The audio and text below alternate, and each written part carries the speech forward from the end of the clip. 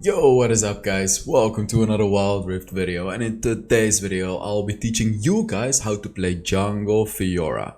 But today's video is not gonna be played by me. It's actually gonna be played by a good friend of mine who is a top 50 Fiora, and he's streaming right now, which is Kies. And you know guys, just check him out. His streams are so nice and chill. We're gonna be reviewing his gameplay today, and I'm gonna teaching you. Oh well, he kind of entered that one, but let's just ignore that one.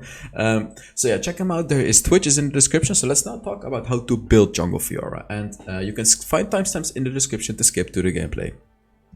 So jungle Fiora is very similar to Baron Lane Fiora, the way that you build it, but Kies really likes to build it more aggressively, and the reason for that is because you can really easily catch out enemies with a build like this, especially in the late game, and you're also going to have hard carry potential with a build like this.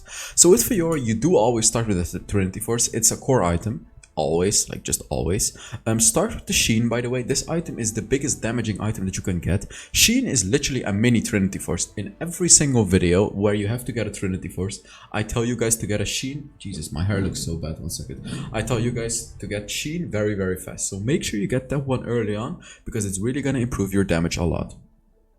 So after the Trinity Force, get Boots. And Glutinous Greaves is what Kies really likes to go for. It's really helpful in the early game. It's going to heal you up. Really good in 1v1s. It's just generally a good boot for Fiora. Obviously, you want to go for Mercury's threats if the enemy has a lot of CC. However, keep in mind that you do have your second ability to dodge CC as well. So if you're against a Senna, for example, when she throws her root at you, normally it's a really long root, but you can easily dodge it with your second ability. You know, when you're against these types of champions where it's actually really easy to dodge their CC, do not go for Mercury Sets, just go for the Glutinous Greaves, because they provide so much value. If you're against a full attack damage composition, you go for the Plated Steel Caps. And on jungle Fiora, always go for Proto Belt Enchant. I also always go for Proto Belt now on Fiora, because it's just so incredibly good. It just provides so much utility. You can proc Vitals with Proto Belt if you didn't know already. You have more mobility. It's literally another flash. You have more escapability. So it just provides you everything you need on Fiora. It's absolutely perfect. So for your second item, you go for Starbucks Cage. This is going to provide you the tankiness that you need. And with the 200 bonus max health on top of the 400, you're going to get a pretty big shield when you get under that 35% HP. The lifeline is going to provide you a lot, you know, 75% of that, which is, I don't know how much. My brain is too tired for math right now. It's 4 AM. But okay, so after the Starbucks Cage, Kies likes to go for Blade Rune King. Now let me tell you about Blade Rune King. You're gonna be squishy, okay? You're gonna be very squishy when you go for Borg, but the thing is, your damage is gonna be insane. It's gonna be absolutely nuts, especially against tanks. Like when you're against Garens, Alistars, I don't know, Vi's that go for full tank, you're gonna be absolutely shredding them with the Blade Rune King, because so you're gonna get them from very high HP to mid HP very fast. That's what Blade Rune King does, right? Because it deals bonus damage equal to their current HP. Every hit deals damage equal to 9% of their current HP. So it's gonna do a lot of damage in the beginning, and then less and less and less when you get them lower. But the thing is, Fiora's Vitals deal damage equal to their max HP. So when you proc a Vital, it deals damage equal to like 5% of their max HP, and it becomes more when you have more AD.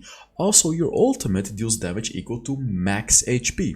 So what does this mean? That you get the enemy low with the Blade Rune King, and when they're around that 40-50% mark, you can easily finish them off with the ultimate. You're gonna get them so fast to that low HP, and even if they're tanks, you're gonna demolish them anyways. That's kind of the reason why Blade Rune King is amazing. On top of that, it also gives you the it allows you to steal movement speed from the enemy. So when you do that, you become faster and the enemy becomes slower. So it gives everything you need on Fiora except tankiness. But that's why you have these two items, the Starbucks Cage and the HP from the Trinity Force, guys.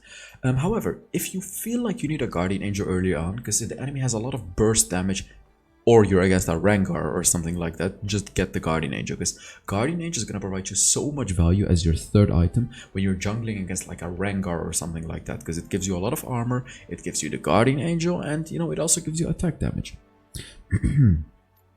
So for your last item, it's really situational. But if you reach the last item, just get a Death Stance. I know it's situational, but Death Stance is generally going to be the best item because it delays the damage that you take. So this is going to be the tankiness that you need.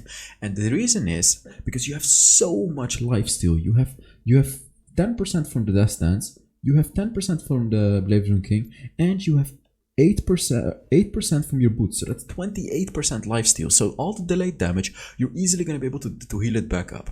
If the enemy has a lot of ability power, I personally like to go for With's End on Fiora, but Maw of Mormorsis is also good. What the hell is happening right now? And in this situation, I don't know what's happening with my game, why it's loading something like this. Let me just turn on my 4G real quick. Maw of the Mormorsis is generally going to be better in a situation like this because you already have attack speed. Okay, let's now talk about the runes after these, yeah. So for your first rune, Conqueror, you obviously don't want to go for Grasp of the Undying because you're not playing lane, so make sure you go for Conqueror, switch up the runes. Second rune, Brutal. Always Brutal because in the jungle you need Brutal because Brutal is going to give you faster clear. All the other runes are not going to give you a fast clear because Brutal actually gives you attack damage, you know, that you deal to the jungle camps as well. For your third rune, see, Bone Plating is really good against the type of junglers like Kha'Zix, Rengar, Evelynn, Lee Sin, because these junglers, they dive you and they deal quick damage, like boom, boom, boom. What does Bone Plating do? It blocks all the booms within 1.5 seconds. It doesn't block it, but it reduces their damage. However, if you're against a lot of CC, you go for Hunter Titan. That's what Kies told me, and I have another addition to it, which is conditioning. I mean, look, the thing about conditioning is it's useless early game, but once you reach the later game, it's really powerful. Now, especially with a build like this, where you have a lot of HP, you know, 200 HP from the Triforce, 400 HP from the Strokes Gauge, conditioning is going to provide you a lot of value. However, keep in mind, it's useless in the early game. So up until the 5th minute mark, it's not worth it, but because you almost have no defensive items, you only have a Guardian Angel, it will provide you quite a lot of value. But yeah, otherwise just go for the Hunter Titan or go for the Bone Plating for the early game. And for your 4th rune, Pathfinder, because on Fiora you can easily rotate around and you actually have to roam around. That's the whole playstyle with Fiora. Kies also told me that you have to roam around, get those kills, just like you have to roam around. You cannot really siege towers, so you have to roam around with Fiora. Okay. So for your spells, Flash and Smite. It's pretty easy, right? So now let's get into the gameplay. So yeah, again, you know, check out his stream. It's really, really fun to watch, you know. It's really relaxing. He puts some really nice music always, which I cannot turn on right now because copyright. But yeah, let's now look at the gameplay. And as you guys can see, he is the top 50 Fiora. Top 50. And they have top 100 Senna. Like this is a high elo match, right? Like I want to show you guys a high elo match. And the reason that I picked Kies is, first of all, he's a top 50 Fiora. Secondly, let me put this up, by the way. Secondly, he's a really good friend of mine. He's a really nice guy, so, you know, definitely check him out. He also has a Twitter. I'll put it all in the description. Just check him out, you know. And third of all is he's like, I don't want to show you guys the absolute best Fioras. Like, he's a really good Fiora, you know, he's really good Fiora. But I don't just want to show you guys a hard stomp Fiora game of some sort of super pro. I just want to show you guys a Fiora game from a really good Fiora player. That's like, I just want to do that. So let's take a look at how he starts. Actually, this is, by the way, the first time watching, you know, so it's gonna be, yeah, I haven't watched this game before. So he plays a ward at the blue buff, and then he comes with a sweeper. So this is a thing that some junglers like to do. It's actually really good because, you know, you literally ward the blue buff so it cannot get invaded, and you'll have a sweeper, which is going to be really good for ganking. And like, I do recommend you to actually start with a sweeper on Fiora, because Fiora, like what Kies told me, is you start at the red buff, you go for the wolves, and while you go for the wolves, you look at mid lane, check if it's gankable. Like, let's see if yeah, he does it exactly. Check if it's gankable. If it is gankable, obviously you go for the gank. If it is not gankable, you don't. See, the thing is though, I want to pause real quick. No, actually, I don't need to pause because he's farming anyways. When you do what Kies just did, which is place a ward at the blue buff and then take the sweeper, your sweeper is going to be on a 60-second cooldown, which means you will not have it. Like, as you can see right now, he does not have his sweeper actually. He did gank and get the kill, but keep in mind, when you do place a ward at the blue buff, your sweeper is going to be on a cooldown in the early game, which, you know, it could cost you a gank. So keep that in mind. That's what you're risking for it. So if you feel like the enemy might invade your blue buff, then you do what Kies just did, which is put a ward at the blue buff. But if you want to play really aggressively early game and really want to gank lanes before 1.5 minutes, then make sure you just start with a sweeper. Just start with the sweeper. Don't put a ward down. Okay, so let's take a... Oh, did he take this? Yeah, he got it.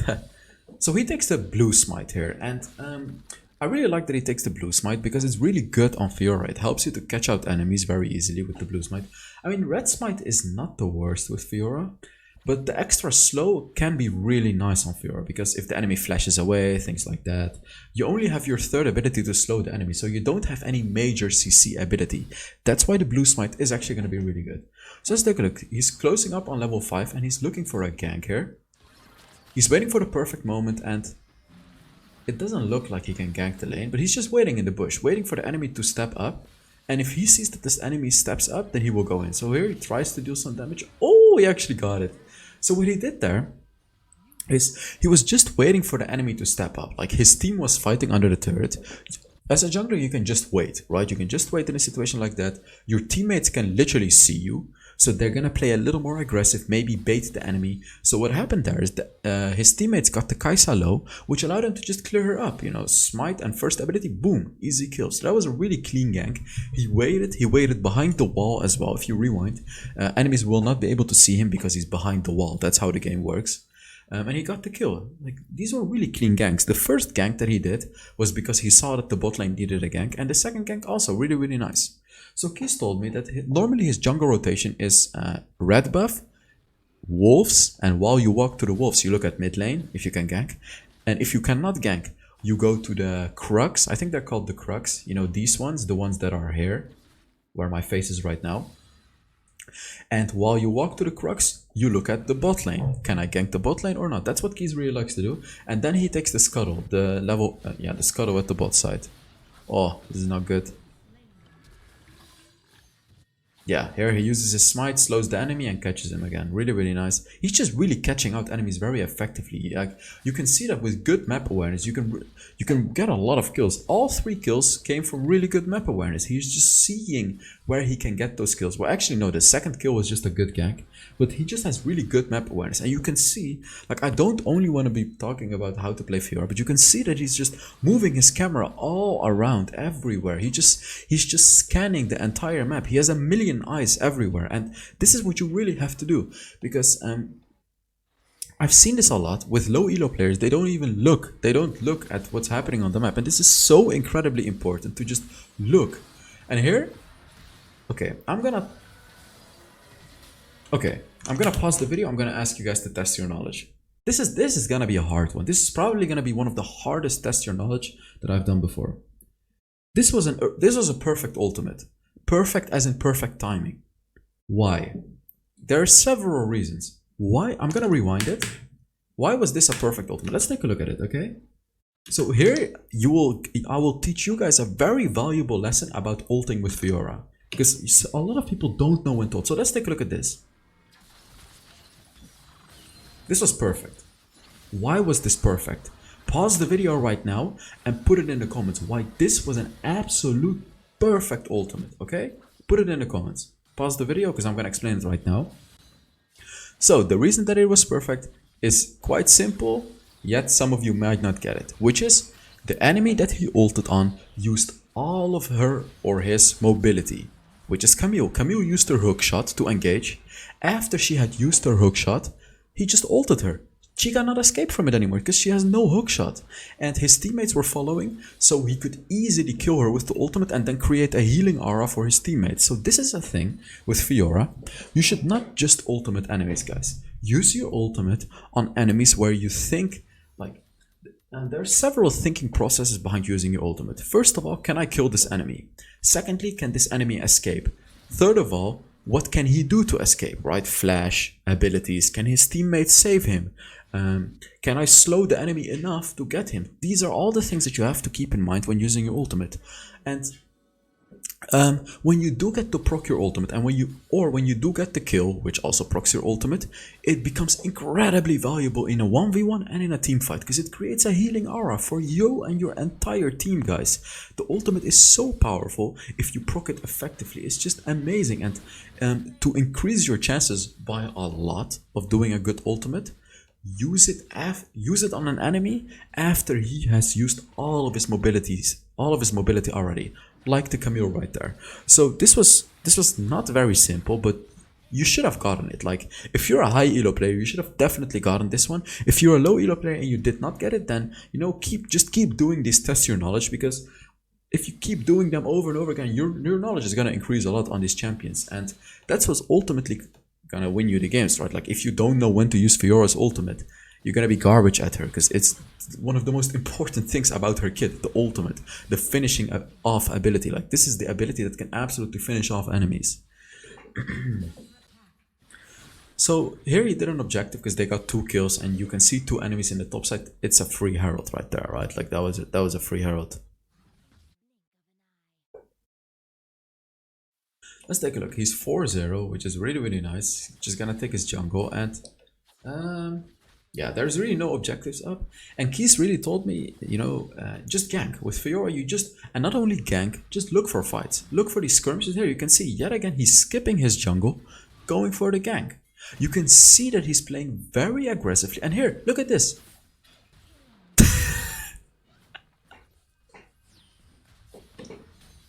Nice proto belt, bro. You're embarrassing me on my own YouTube channel right now. You can see him just proto belt right into that wall and doing absolutely nothing. Not even getting an assist, and just he's just there for emotional support. Sometimes you gotta be there for emotional support for your teammate. No, but seriously, it was actually a good move anyways, because he saw that the Malphite was engaging in a all-in fight. Here, you can see again, after Camille's, he used it after Camille's hookshot, but she got it up again. So it was still pretty good. Yeah, it was just a pretty good ultimate. But you have to keep in mind those mobility abilities, right? The hookshot that can easily escape her from the ultimate. And boom, easy kill. There it is. And proccing those vitals just provides so much value, by the way, guys, because it does so many things. First of all, when you proc a vital, you get movement speed. Secondly, you heal up. Third of all, you do bonus true damage equal to the enemy's max HP. So that's the whole thing with Fiora. If you're not able to hit the vitals, your champion becomes useless. It's basically like Kha'Zix's isolation. It's the same with Fiora. The vitals are literally the same as Kha'Zix's isolation. So here he uses the ultimate on Gragas after his mobility. You can see he cannot do anything. He's just dead. He's literally dead. He has absolutely nothing to do. And it's actually kind of funny. I think Kies tried out a crit build in this game. I don't recommend you to go for crit Fiora, but he's just kind of trying it out, right? He gave me that Fiora build that I showed you in the beginning part of the video. So just follow that one. Do not go for the one in this game. He's just kind of testing out some stuff. So the dragon is up and they killed the Darius. They should look for a fight here. It's a pretty good fight. No, actually he should wait for his ultimate. I didn't see that his ultimate was on a cooldown. Yeah, very nice catching out. So Kies also mentioned that after you reach level 3 on Fiora, you pretty much win every single 1v1, 2v2 skirmishes in the jungle. And from there on, it only gets better and better. So if you really want to be playing Fiora to her powers in the early game, look for those little skirmishes, the 1v1s, the 2v2s in jungle. That's where your real power is at. Because with your ultimate, Fiora is single target. She only deals single target damage. So you have to keep that in mind, right? Like in a 5 versus 5 team fight, I'm not saying she's a bad team fighter. I'm not saying that, because she's actually pretty decent. But it's not her best, really. Oh, that was a clean second ability. Her best are these skirmishes, because she deals single target damage. And yeah, the second ability, this is probably the highest skill ability on Fiora. No, yeah. If you really want to use it effectively, it's a really high skill ability, because you can block so much with it, guys. You can literally block everything with it.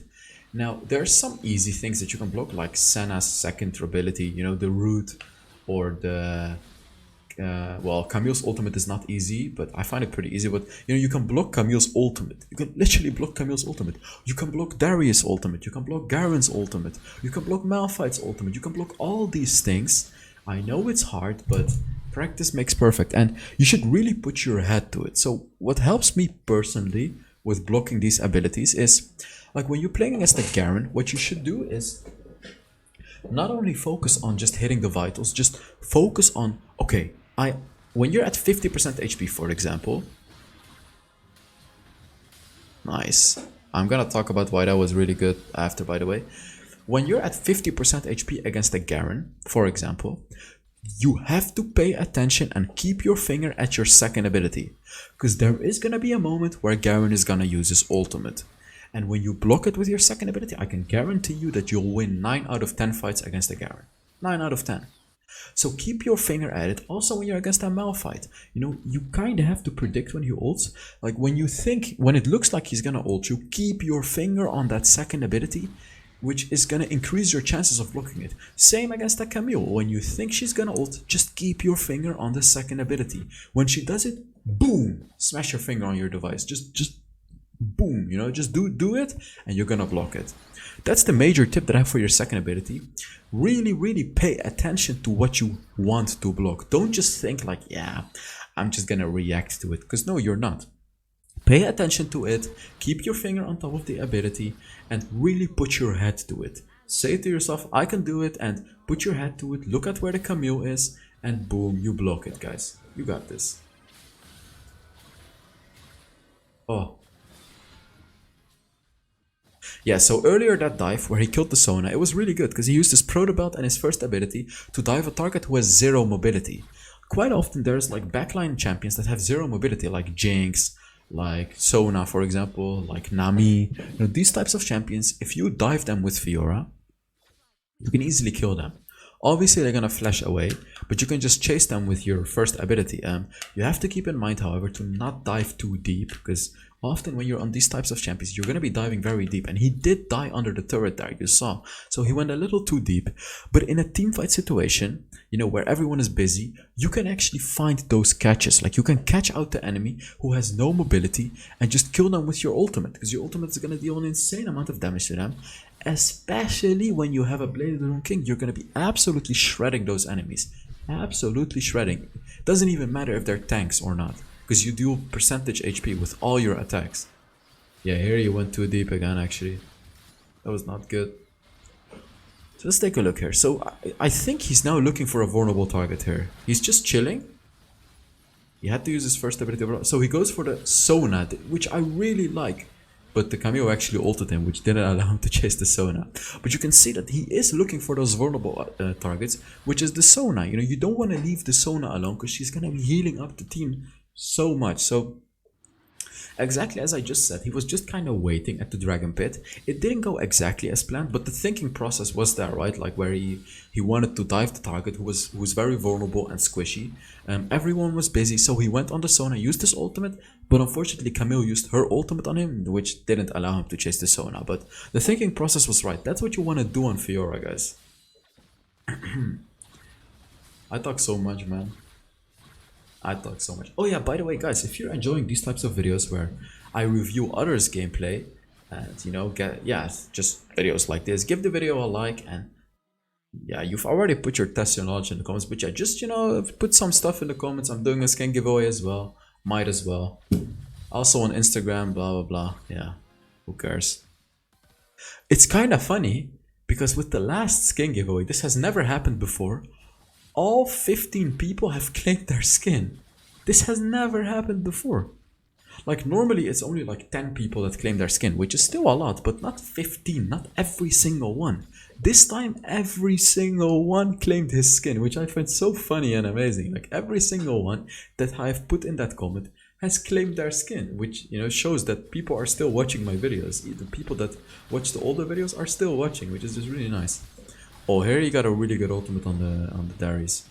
His team followed up there, so it was a really good opportunity to use his ultimate on a Darius like that. However, I do want to point out that normally that ultimate would have been too early. Normally. But in a situation where your team can back you up, it's okay to use your ultimate a bit earlier. Because you can proc the healing, and that's going to be really good for your team, right? With the healing. Here, they just win the game. So you generally don't want to use your ultimate that early. But as I said, in that situation, it was perfectly fine. Because his team was able to just back him up. So it was totally fine. So I really hope you guys enjoyed this video. I wonder if he shows how much damage he did after this game. I don't think he did, but let's see. Yeah, I mean, there is no coming back to this game. He can get a Blade Rune King as low as 5,000 gold. He's gonna be absolutely demolishing the enemies right now with his damage. It's insane. He has a Solaris Charge Blade Rune King. Bro, what is that damage? Oof. I have a party tomorrow, by the way. A hot tub party. It's gonna be pretty lit. So, you know, I'm gonna have to make a video early on tomorrow. Because the hot tub party is gonna be going to pretty late. It's gonna be a lot of fun, man. Yeah, at this point, just get the Baron and finish the game, right? They can just get the Baron and finish the game. Or they can do this. This is also fine. Just take a look at how he... I just want to pay attention to how he uses his ultimate. He doesn't use it on the Gragas yet. Because it's just unnecessary. Can we use their hook shot? Those are the things that you have to pay attention to. Yeah, here, I mean, it was unnecessary, but they're just stomping the enemies, as you can see. It doesn't even matter if he uses ultimate. Except for the Yasuo is having a little rough time in this game. Damn, that damage. The Solaris Charge Blade. Just finish the game already, guys. Come on. Ooh. 13 on 1, man. Really, really nice. Really, really well played. So, let's hope he shows the builds and stuff like that. Does he?